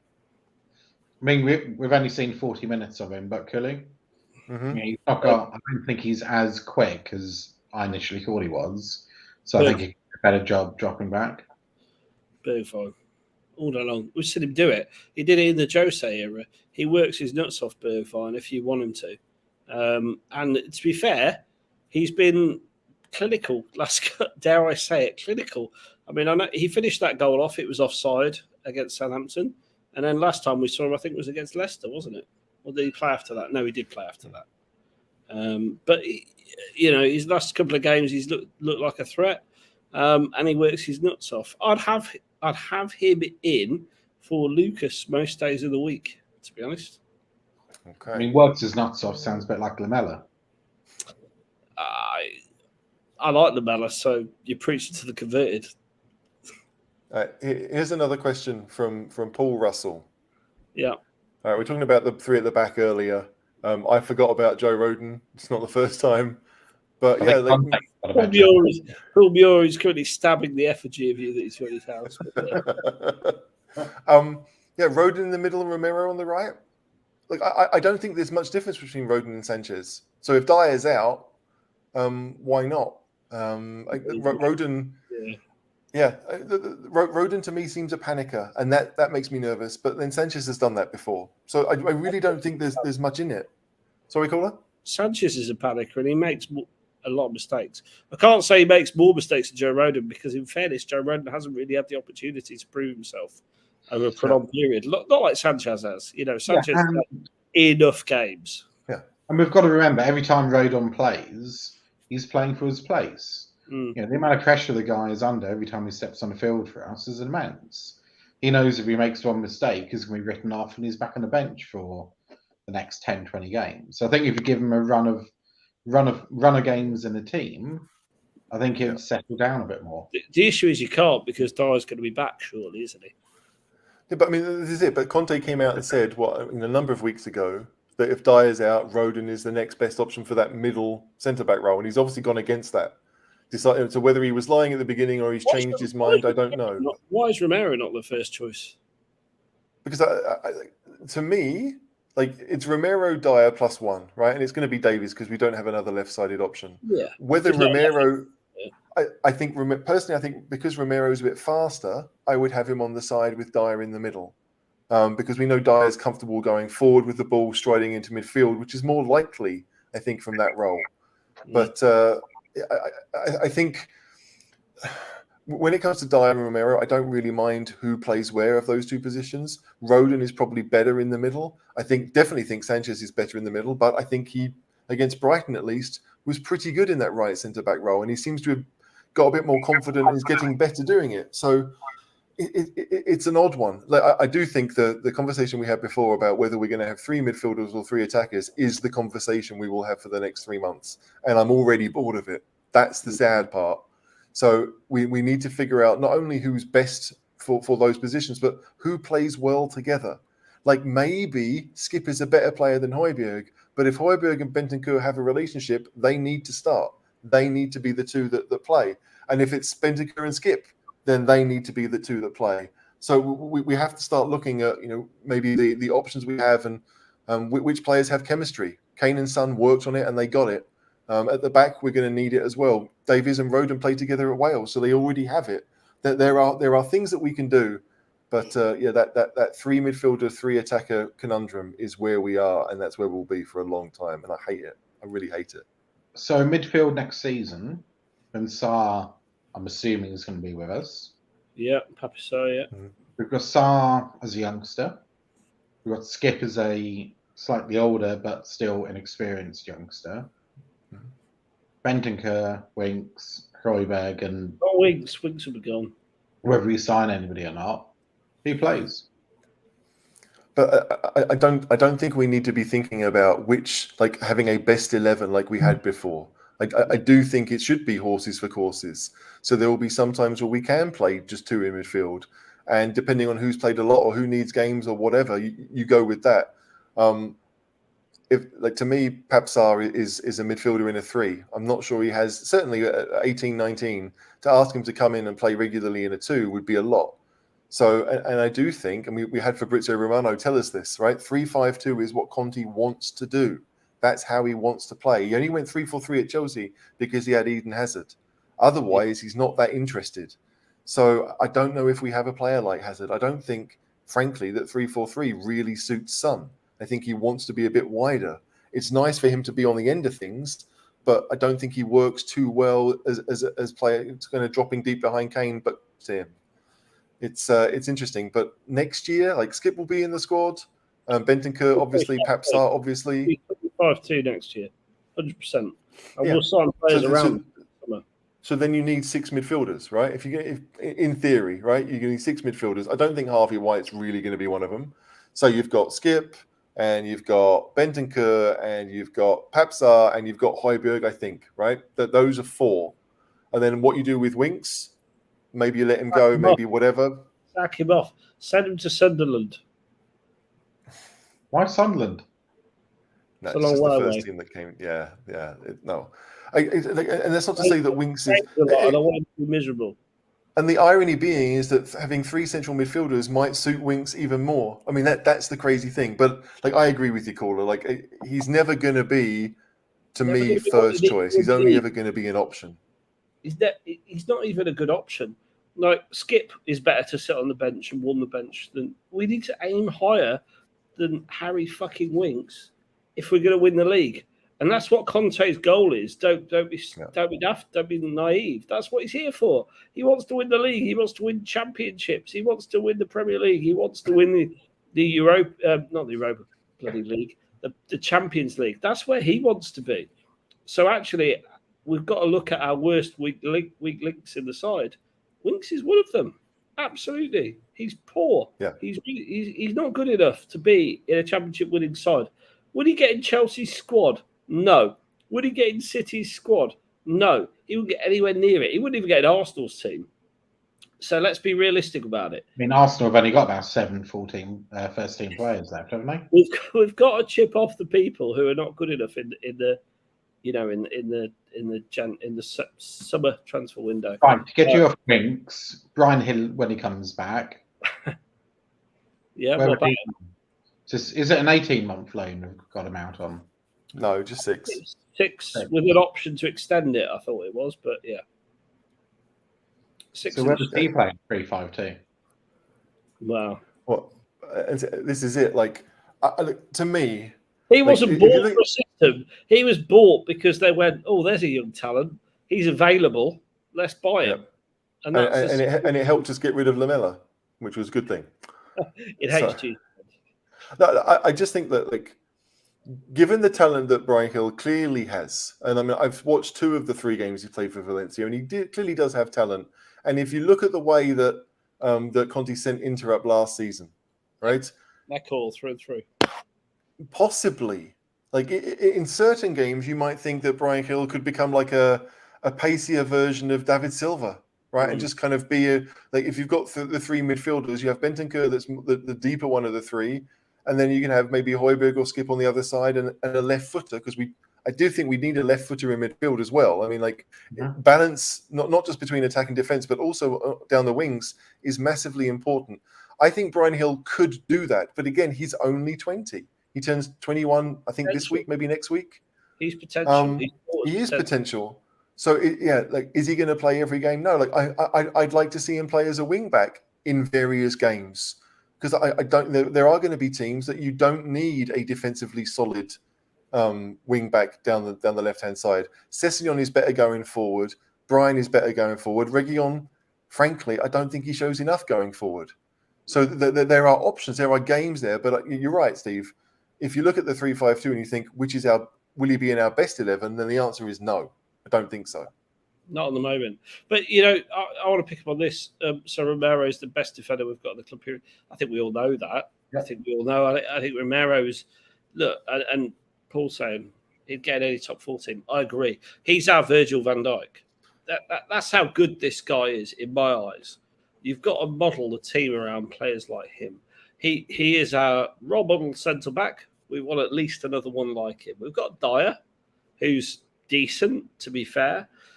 You need another centre-back. We're going to be shopping in the summer for a left centre back, a right wing back, 100% a right wing back, a striker, and midfielders.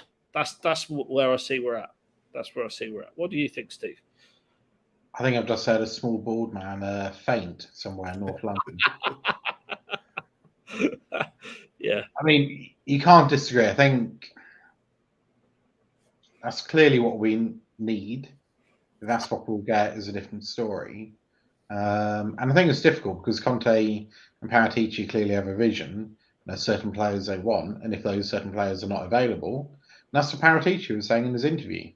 They were looking for a right wing back. No one good enough available. Yeah.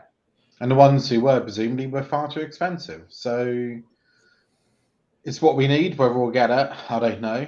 Oddly, I think I'm the only Spurs fan who thinks strikers lower down our priority list versus another centre back, another a right wing back, and a creative midfielder. But so I put a striker further down the list than those. I mean, Phil's asking this. I wanted to come to this at some point during the show. Does Dave think there's any? I mean, I don't know. Dave was a Wolves fan.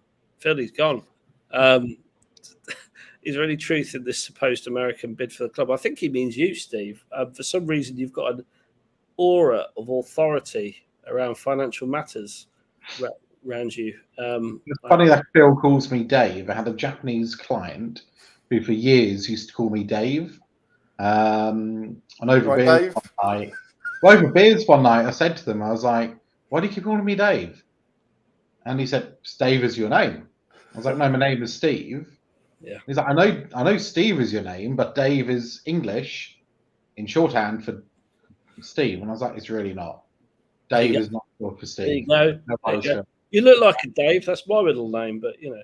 Is it? I didn't know that. Would have thought you'd have a more posh middle name.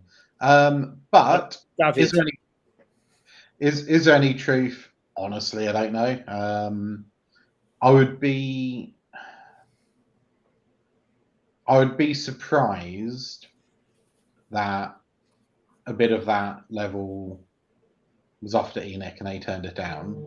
And a lot of the language, and I don't know whether this is journalists, but I deal with some of this stuff at work, and the words that the journalists were using to describe the bid process and what Spurs said and the setup of the bid is just not how it works.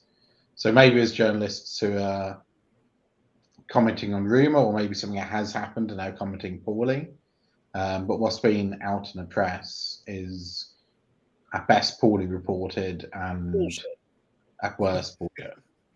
Can I say, like if this is true, right, that some guy has come in and said, look, we'll offer you $3 billion for the club, everything, right?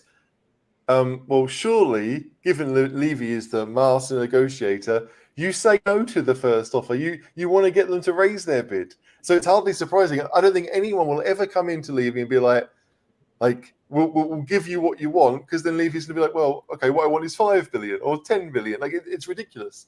So yeah, I'd be very, very surprised that if anyone does ever buy Spurs, it'll be because they meet the asking price, because the asking price will have to be met 2, 3, 4 times before Levy actually lets go of things.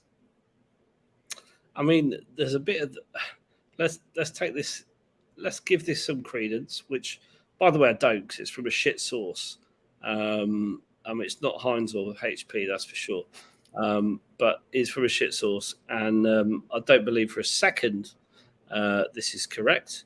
However, Steve, would an investment company like that be a good buyer for us? I mean, surely it's just the same as what we've got already, isn't it? And it's a good question. It's an impossible question to answer. I think, firstly, as fans, we need to be careful what we wish for. Our current owners, yes, I'm sure we could find better. Well, there could be better ones out there. But if it is truly an investment company, that's a SPAC, that's listed. I mean, I'm not a big fan of SPACs myself, but that's for a different show, not this one. They are going to take dividends. They are going to strip money out of the club. and they are unlikely to invest huge amounts of money into the club, is my personal view. So I don't think they would be a good owner for us. So as much as Enoch don't invest a huge amount of money in, they don't take the money out. Can I ask you this, Steve? Because I've seen this point made by Adrian about that apparently the buyer wanted to list the club on the stock exchange. Like, I don't know enough about these things. Why would that be a bad thing exactly? It would be a very bad thing. But go why? on, Steve. Can I ask why? I don't know if it would be a bad thing or not. I mean, it depends what you want. So if you're listed on a stock exchange, typically your investors expect to get some type of return, right? So Enoch, as it stands, they get nothing from Spurs. They don't get dividends. I'm sure somebody will say that Daniel Levy gets a salary, and yes, he does, and it's a good salary. But quite frankly, Daniel Levy could walk away today, not earn another penny, and still buy a new Rolls Royce, and still fly in private jets, and still have a very nice life. He takes a tube, incidentally.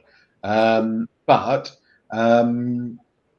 you know, the money isn't the main thing here, is what I'm trying to say.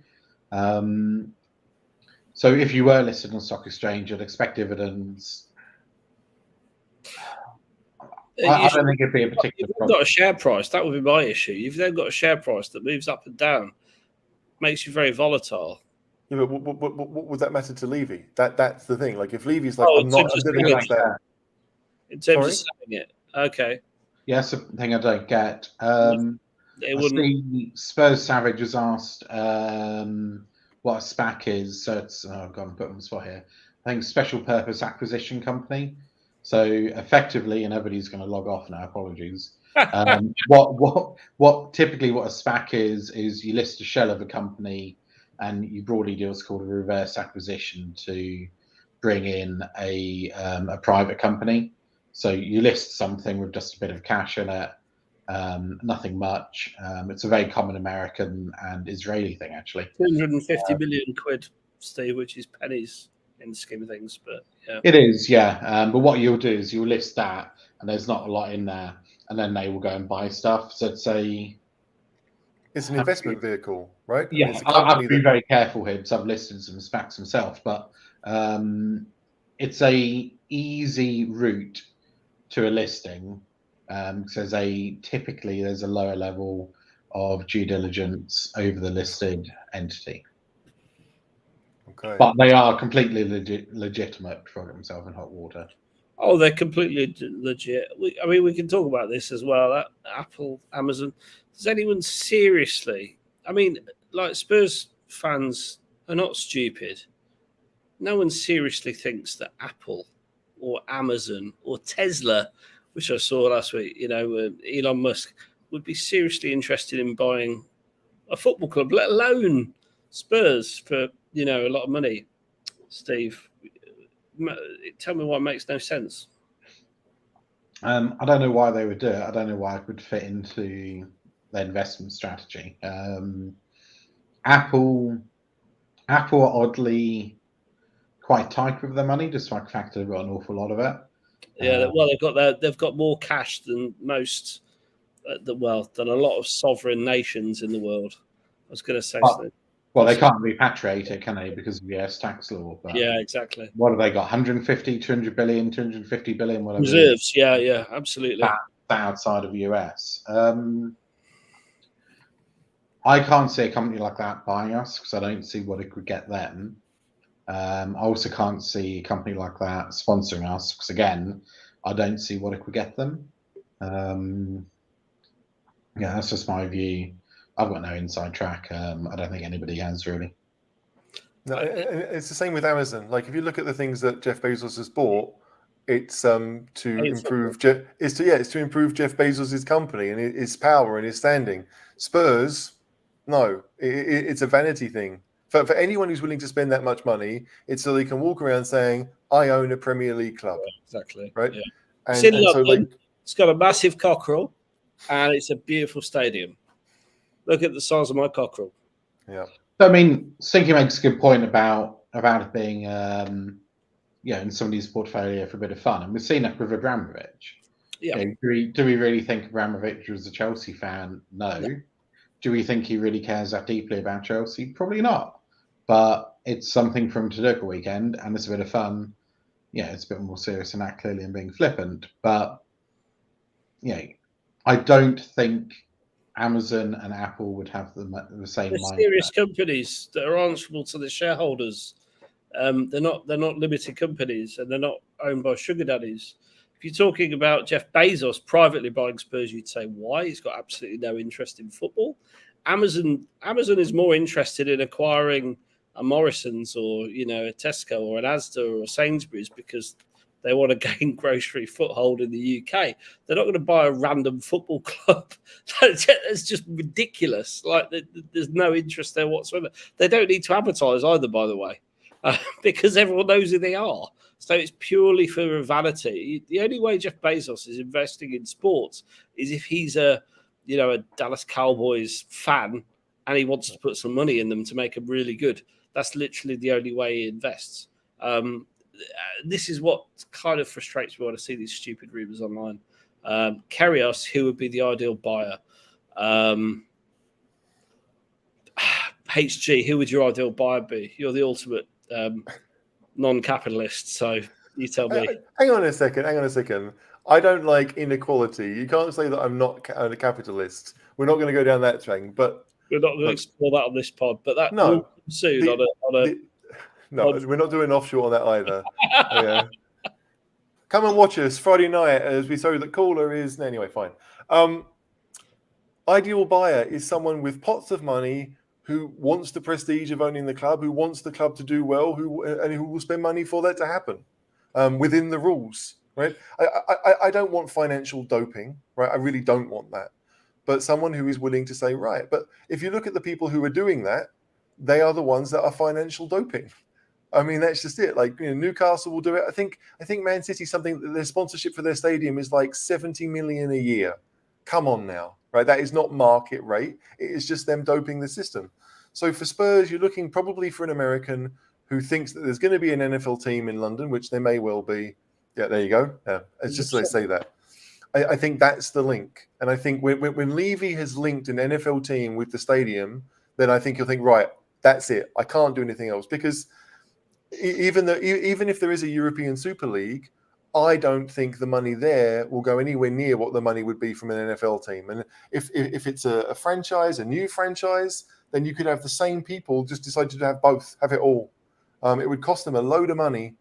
But yeah, I don't know. I feel like NFL teams seem to be a bit of a vanity thing. Like they like to say they own it. They like to spend money in it. There's a salary cap there as well, so that they're kind of limited by what they can do. But it's an odd one because like if I had 4 or 5 billion, what would I want to do with it that I hadn't already done? If I'm not a Spurs fan, why would I want Spurs? Like Americans are the ones that are going into Europe and buying clubs. They've done it in Italy. They're doing it in England. They own obviously Aston Villa and a number of others. So you have to look at America and think that is where the new owner is going to come from. Yeah. But as to why, I mean, I don't know. Why would you buy Spurs? And unless it is a project, say I own a team, why would you buy Spurs? We're going to be owned by either more venture capitalists, which is basically what ENIC are, property company, or a rich sugar daddy, or something connected to the NFL, which does interest me because I firmly believe there'll be a franchise in London, and I do believe we'll get it because we've got the facilities, and as Steve will attest, they are the best facilities outside of the USA. That's pretty much the only facilities outside the USA. Yeah. I mean, purpose built. It's built if for you do a tour, so if you do a Spurs stadium tour, then I think most of the tours I've done recently, you get to see them as well. Yeah. And most of the tours you've done recently with me. Yeah, true, fair. But I'm going to say something very controversial. Go on then. I think the best owner for Spurs.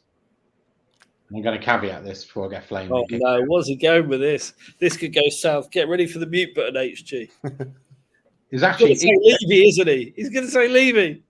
I think it's ENIC. I think it's ENIC, but I think it's ENIC if they get slightly better PR because we've spoken about that before. Their PR, the PR from a club is just off sometimes. You know, they don't connect well with the fans, and there's many easy wins they could do.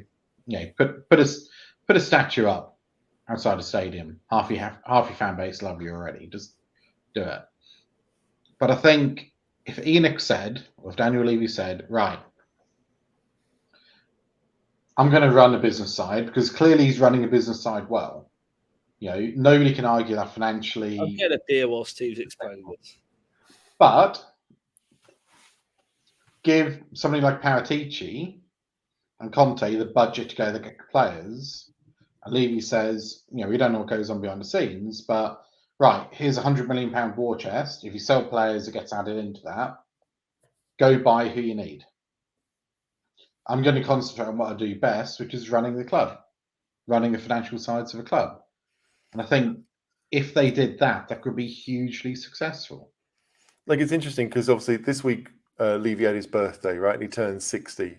So, like, again, he's approaching the point of saying, like, does he really want to be running a football club into his mid-late 60s? I don't know if he does, right? Like, it's been his life's work, in effect, right? He takes over Spurs in his late 30s. He's chairman for 20, 25 years. He makes a fortune when he sells up, right? He sets up his family, family for generations to come. Will he be bored, or will he just be living in the Bahamas again? Like, I think that no matter how much money you've got, at some point you want to make that decision. Do I want this hassle? Maybe he does. Maybe he wants to make as much money as he can while he can, and he's never going to stop. But I don't know. Maybe he is willing to sell it on to someone else. Like, I mean, it's weird. You look at Sunderland's owner, right? He's the son of, I think, Louis Vuitton, the guy who the heir to the Louis Vuitton empire. Has billions coming to him, but he's not going to want to go and buy Spurs when he can make money and become his own man by buying a smaller club with a massive stadium and the potential that Sunderland have. It's a crazy one. I genuinely don't know what American, because I do think it will be American, what American will come around and say, I want Spurs and I'm going to throw money at it because I've got nothing else to do with my life. I've got nothing else to do with my money, and I just want to say I've achieved something. That seems to be what Spurs fans want. But I don't know any names, because you look at the billionaires that are running around America, unless they're tech ones, a lot of them are 50, 60 plus, and it may well be the last thing they want to do. I genuinely, like, I am sad enough to look at the list of billionaires in America and to think, which one of these might have an offshoot or a son or an heir or whatever that could do it. But I don't know where to start. You look at the big franchises in America that are sold, they are sold to groups of investors, right? Mm-hmm. The LA Dodgers, I think, are owned by Magic Johnson and a few others. Is that where Spurs are going to be? Because those people are investing in it because they want to make money from it. Like, being an owner is lovely, but, they're not in it to have free tickets to matches. They're in it because there's a financial incentive. Steve, let me ask you about this. Adam says, I don't understand. Splash the cash, get in a bit of debt. But if you're winning things and filling the stadium up week in, week out, you get the money back tenfold. Why can't we do that? I guess it depends what you win. So I don't think... I know attendances have been down a little bit, but was a figure in the press, 190k a game. We're making a loss on, but it's not really a loss, but I'll stop kicking journalists tonight. So we are not gaining 190k a game of revenue, so our attendances aren't full. Well, what's that? 4 million quid a year? That's nothing. So attendances, I don't think is going to matter. Getting into the Champions. In fairness, I read when we had the Anthony Joshua fight that that should fund a £100 million player. 100%. And I heard when we had the NFL paid us, was about $7.5 billion for hosting that. The figures I've seen banded around for the NFL are wild. I mean, the NFL could have literally built the Spurs Stadium in London to host the 2 games a season. What most people think they're paying us to host 2 games a season. But Adam does make a fair point.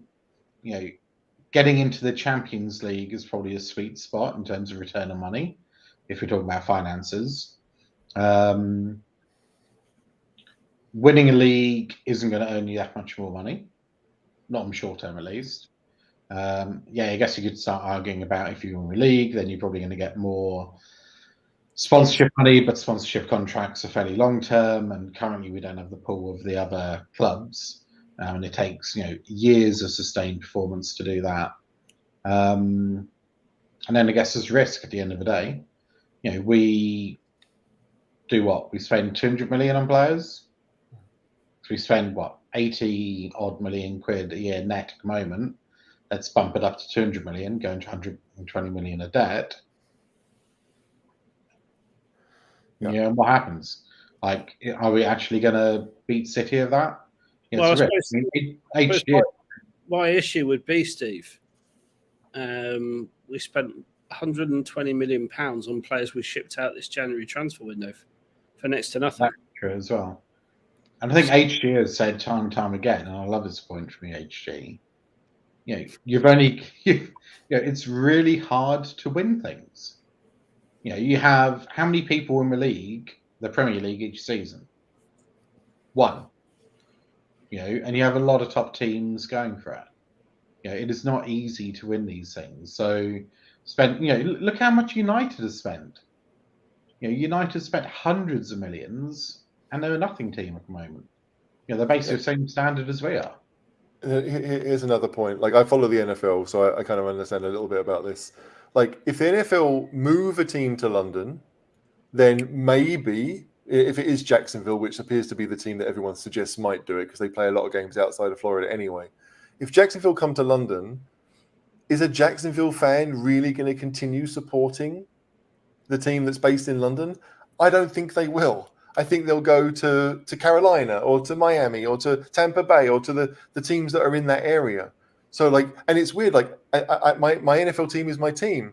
If we have one in London, I don't think I'm going to switch to the London team. Like, I might want them to do well because they're in my stadium, my team stadium, but it's never going to be my team. So you have this weird situation that, like, if you move a team across, people are going to be upset. And if you start a team afresh, all of the fans of the NFL in Europe, most of them, if not all of them, already have a team.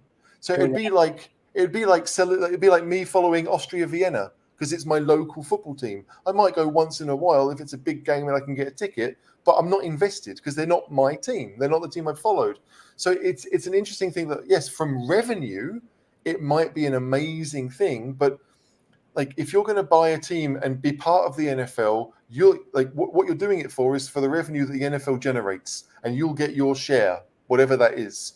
But the value of having a team in London, for the owner itself, not so much. It will be for the league as a whole, and that revenue will be shared with all of the owners, not just the one who owns the team in London.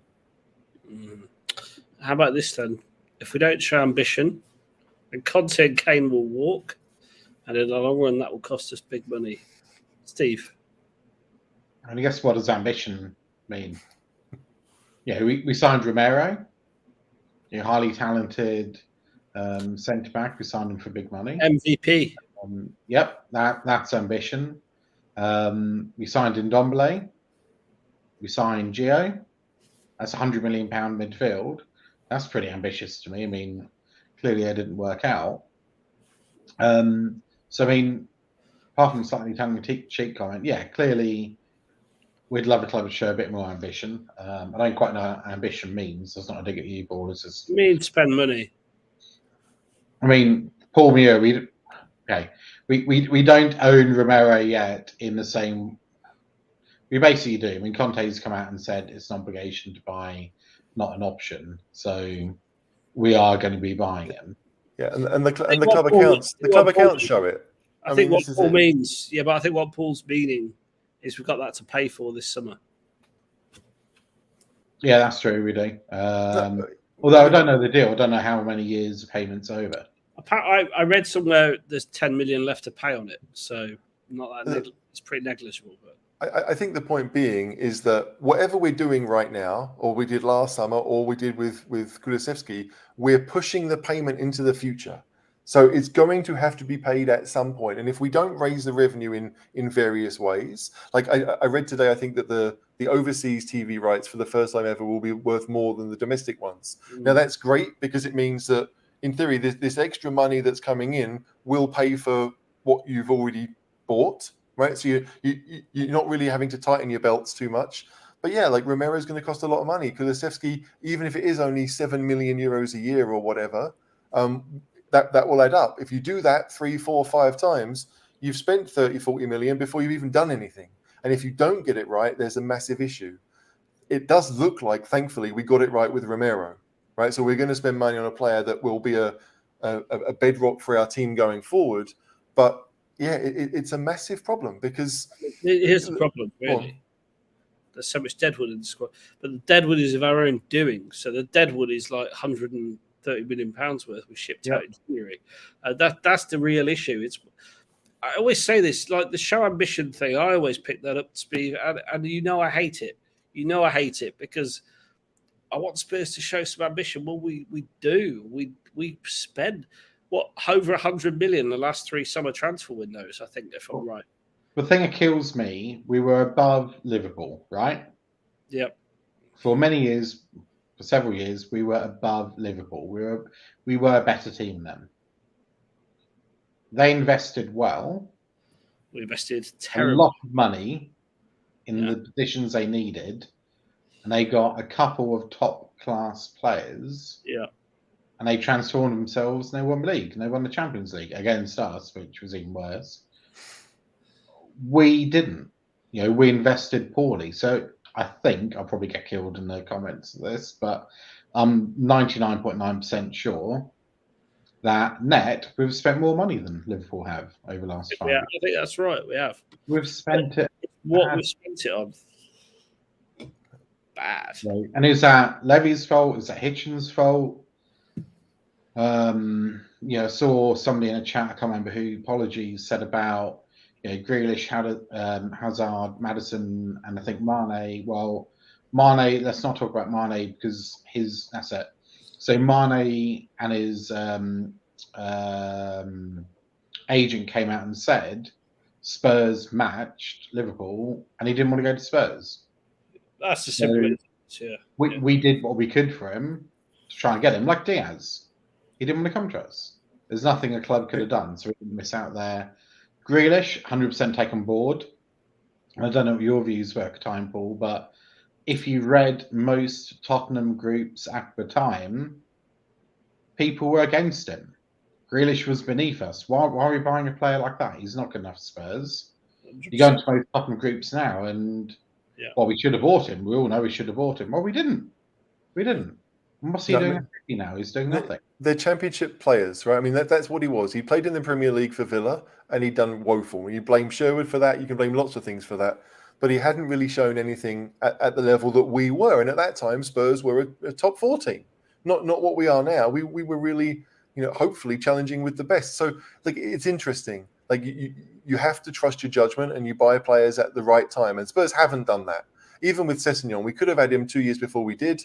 By paying 5 million, we wouldn't go above 3, and we lost out and ended up paying 25 million 2 years later. That's terrible stuff. So there are things out there, clearly. But, Eden Hazard was waiting to see if Tottenham were going to make the Champions League. If we did, he may well have signed. He may well not have, but the Champions League was a big part of that. Maddison, I don't think, has ever been interested in going to Spurs because at that point, he wouldn't have played. Eriksen was there. And so if I'm a footballer, I am thinking, okay, I want to make lots of money, yes, but if I'm young, I want to play. Because if I don't play, as we've seen with Brian, and we've seen a number of Spurs players, then your career stalls if you're not getting regular game time. And so Spurs, weirdly right now, because we have a lot of deadwood that are playing regularly, that you could say to these youngsters, look, if you come in now, you're going to be like Vertonghen was when he came in. We're straight into the team. You're going to be first choice for 2-3 years. If you're good enough, you're the man. We've got a number of positions in our squad, in our first 11, where you could say to people, you can come in and do that. Yeah. Next year, it'll be the same with the goalkeeper, right? When Lloris is on his way out, Spurs will be a big team, and goalkeepers may well be lining up to be the next one. We don't know. But the idea of Conte and Kane walking, Conte's here for 2 years, right? I think it's 18 months plus 12 months. That's Spurs just, it's just Levy being Levy. If Conte works out, which it looks like he's going to, he's here for 2 years, right? Unless he resigns because he wants to have the Italian job after the World Cup, he's here. Kane, 2-year contract is what he's got left as far as the summer comes around. He's only going to sign one if Conte's in charge, right? So you have to expect Spurs will have to think that Kane will walk. He could walk in 2 years for free. But again, after 10 years of service, I'd be okay with that, frankly. I really would. We'd have had him for most of his career, like 2/3 of his career. If he goes off at 31 and wins everything for Man City, so be it, right? But Spurs need to make sure that we are as strong as we can be. And right now, that means Conte. It means getting players that Conte wants in the summer, even if we're paying over 4 or 5 years, even if it's a lump sum now, however we do it, Levy will realise, I do think this, he will realise it has to happen now because he'll want to keep Kane long term. He's the best striker in the league. So it's all about, like, if Kane talks about showing ambition, and we've fans have mentioned it, and we've talked about spending money on Dombele badly, spending money on Lo Celso badly, right? But showing that ambition means spending, and I do think we will, but we have to get it right. And at least now we can say Antonio Conte is a winner in recent times. He knows what he wants, and he will push us to levels that maybe we don't expect. But even if he does the best job he can do, there's a chance we won't win anything. And that's the way that the Premier League is right now. We could have an amazing season, get more than 86 points, and still finish second, because we've seen Liverpool do just that. It's I don't know. We just want to see, and I do think Levy realizes this, that we are going to move forward, and he's clearing out the deadwood, and he's giving opportunities for these players to come in and say, right, you're going to be alongside Romero for the next 3 years. You're going to play with Kane for the next little bit. You are going to be the rebirth of this club, and we'll pay you handsomely to do it. I just, like, weirdly enough, I feel like this summer really is the moment, because if we get it wrong like we did in 2019, Kane will be gone, and we'll be starting from 10th in the league with revenue of a team that's top 6. We have to get it right this summer. Sorry, I went on for a rant there, but Steve, what do you think? I totally agree with that. And I think one thing I'd add is what I find particularly interesting. We're all biased. I'm biased. You're biased. All of us have biases. But the amount of Spurs fans who have seen, say, why did we buy Bryan Hill? Why did we buy Sarr? They're not even playing for us. We shouldn't have bought them. Well, I'm very sure some of those are the same players who said, well, we should have bought Grealish. We should have bought X, Y, Z. Not everybody's going to fit into the team initially. And the same people who are saying we shouldn't have bought Sarr, we shouldn't have bought Hill, are probably the same people who would say in 2-3 years' time, if they do turn out to be good players, and if we didn't buy them, well, Levy should have bought them. I said a couple of years ago. So I think it's very difficult. We sit here in a current moment and we look back and we say we should have bought these players, and it's very easy to say that. And we sit here in the current moment and we say, well, why have we bought these players? These youngsters haven't gone straight into the team. But sometimes you have to take a punt on people. And Paul, you made a very good point about us, like missing out on players. And what I would say is we all have a Spurs bias. And social media is terrible for this. All of us go on Spurs social media, hit F5 every transfer window, and we see all 87 million players that we're linked with. And we all lap it up, because of course we do, because we want us to sign players. So we believe that Tottenham have approached every single good footballer in Europe, and we're going to buy more. And then when we don't, we become enraged.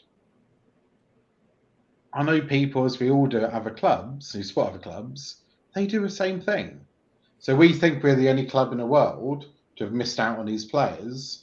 Well, Grealish, City, why didn't City buy him for 10, 15 million all those years ago when we had the opportunity? Why didn't any other Premier League club buy him? Because I'm assuming every single Premier League club looked at him. He's a punt. And went, probably not worth it. And so the interesting thing is that when Spurs were at their peak, right, and we had a really good first 11 that were pretty much guaranteed to start, that was the time where you can say to players, look, we are stable, we are solid, you will become part of the group, and we'll kind of rotate you in, but you'll become, and the group will get stronger. excuse me, right now Spurs aren't in that position. So if you want to attract the best players, they will go to the teams like Chelsea, and they'll be happy to be squad players there, or at Man City, because the stability is there. They know they can play 20, 25 games a season and still have a good chance of silverware. At Spurs, weirdly enough, it has to be the younger players. We are going to have to build up that first 11 and then hopefully go from there to a first 15 and then go to a first 18, where you get to where Chelsea are, where they can lose a player like Chilwell for 9 months and it doesn't affect them really in the slightest, because he was never their guaranteed first choice to begin with. Alonso would play regularly. Like, Chilwell had worked his way up. I think the trick that Spurs missed, and the stadium is the biggest reason why, but the trick we missed is that at that moment when we could have bought Grealish, Spurs fans were upset because we wanted better players than that level, but it would have given Grealish time to be like, right, you can join the club, you can get used to how we do things, you can get used to, and you don't have to be the superstar from day one, because we've still got Eriksen. And then when Eriksen chooses to go, which we knew he was going to, then Grealish is in a better position to become that man. But can I just say, there is a but. Grealish might not have become Grealish if it's signed for Spurs. Yeah, that's true, because he needs regular game time. Absolutely. And this is the biggest problem to me. And that's the real reason, Steve, to go back to your point, why no one else signed him, because he wouldn't have slotted in to City right then and got game time and evolved. He wouldn't have slotted into Spurs or Arsenal or United. That's why he wasn't picked up. Hindsight's a wonderful thing, but he's also not playing particularly well for City right now. He had a purple patch from Villa. I think that been paid over the odds for him on the back of it, you know? The scariest part, and I made fun of Arsenal in the summer because I thought they'd spent a lot of money on unproven things, but sadly, a lot of them seem to have worked. And so if Arsenal end up getting fourth, they are suddenly able to look at players and say, hey, we've got Champions League football, we've got a young team that's going to grow together, that are under long contracts.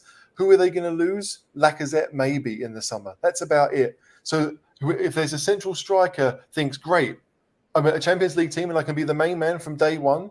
Like, I hate saying it, but the worst thing that can happen to Spurs is if Arsenal get Champions League, not just for next season, but they'll be in a position to really attract a squad that will then mean that they have a better position to be doing that regularly.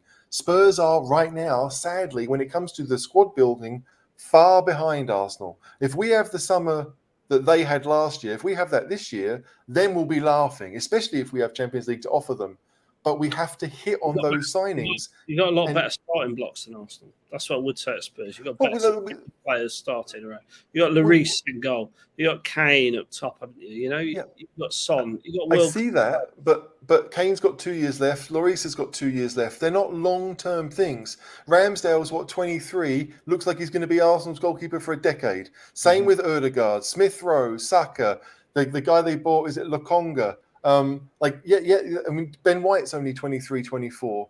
Gabriel, the other central defender, is also young. Like, you look at that and you think Tierney as well. They've got some really good players who are 25 and younger.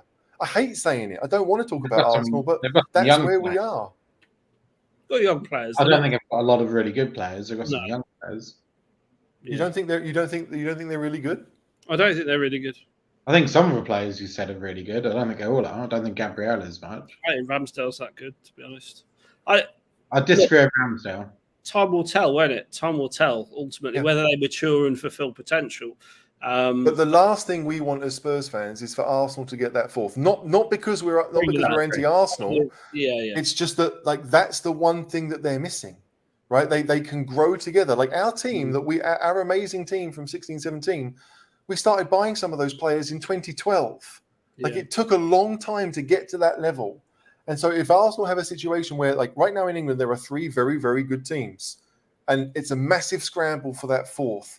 And weirdly, we might have older, more experienced players who could be part of that. We might have a really good spine with Lloris, Romero, Bentancur, and Kane, but that's kind of what we have, and they haven't learned to work together yet.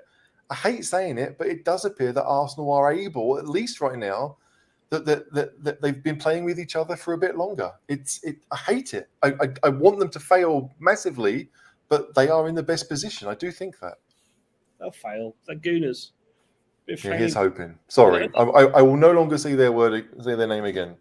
I've got to be honest. I don't think Arteta is the man that can take them to the promised land. I think they've been lucky this season in a lot of games. Like Wolves was a classic example. That was very lucky. That luck doesn't ride for 38 games. No, but we've also been lucky this season. I'm not talking about us. I'm talking about them in finishing fourth. And I just don't see that they're good enough to finish fourth. I do genuinely believe we are a better side than Arsenal, even if we're a bit disjointed. I don't think they're that good at all. I think we've definitely got a better manager than them. I mean, that is it. But I do think that the push comes to shove when we play them, and that is a real 6-pointer. If we win that game, absolutely, we're still in the box seat. And I don't think that game will be played until April. Like, I think it's going to be towards the end of the season now, because clearly the Premier League realise there's going to be a lot riding on that game. So it'll be, under the lights, midweek. I'm convinced of it. It will be a massive deal. They might try and leave it as late as possible because they know it's going to be important. But hopefully by that point we will be much better than we are now. That is always the hope. More time under Conte, and we can do it. We're a better side than Arsenal. We should beat them. And we're a better side than Wolves. We should beat them. And let's see what we do this weekend. I'll be there in my season ticket seat for the first time in a while. Hopefully having a beer with you, Steve. Unfortunately, not having a beer with you, Steve. With you, HG, I should say.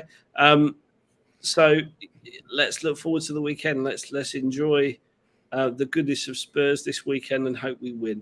HG, it's been an absolute pleasure. You've been talking for nearly an hour and 56 minutes non-stop. I appreciate you being here. Any last words? No. I guess it was the last word. Yeah, it means you get to have the last word, Steve. Go for it. I don't like having a last word. Puts me on the spot. Go on, Jerry Springer. Final thought with Steve Diver. Here we go. I think we've covered a lot of topics today, which I think is really good. And Steve, thanks very much again for your insight into all things financial. I take the piss, but you are quite interesting to listen to, despite the fact you're very monotone. But not as monotone as Dave, who's not been here for a while. Nobody's as monotone as Dave. And I'm happy our argument from earlier didn't spill out into the groups. It'd be a shame to embarrass you again in public. Steve, what were you doing here? That's just what I want to know. Oh, that's when I ambushed Mora and Royale and asked him if Royale's goal was meant. And Mora said no. And then laughed a lot, and then they ran off, basically. So, yeah, true story. Like little Brazilian children.